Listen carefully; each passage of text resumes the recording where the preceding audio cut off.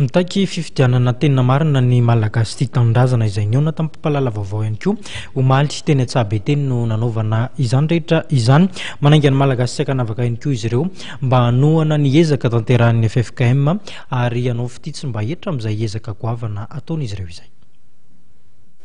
Tsy mety ny fifidianana atao petatoko fa fifidianana marina no ilaina raha nivolazan'ny professeur Raymond Randevo, ny professeur Razon Narvelo, Andriamatoa Isany Gilbert Rarzatovo, Jean-Louis Rakotoambo sy Ramatoa Louisette Rarmalala raha tsy laza afa-tsy ireo nandritry ny fionana tamin'ny mpampalala vaovao teny Antsahbe. Mba hatomombana izany rehetra izany no anohanan'ny reto vondron'olona ireto ny ezaky ny FFKM.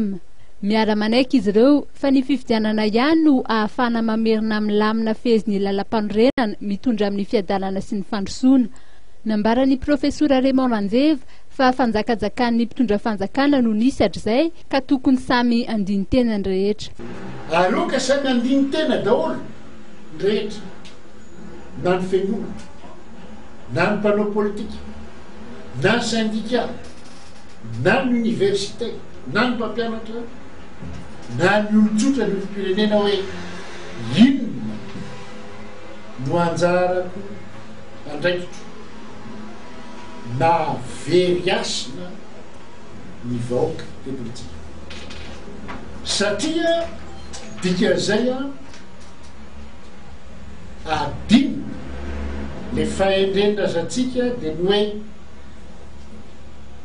tsy tompo fa mpamerin-doha ny mpitondra.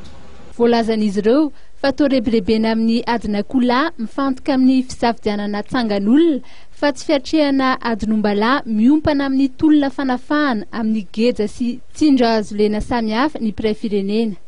Mampatsiaro ny fianakaviam-be iraisam-pirenena izy ireo fa tsy fifidianana fifidianana akory no tanjony ka ho alasafay fotsiny ilazana hoe mandatsabato ny mponina. Na ny pamparay masina aza raha ny fanambarana izay nataon'izy ireo amin'ny alalan'ny malagasy tia tanindrazana mitaky fifidianana marina dia nanambara tamin'ny 2 volana aprily lasa teo fa manana ny asiny ny fifampidinihan'ny malagasy.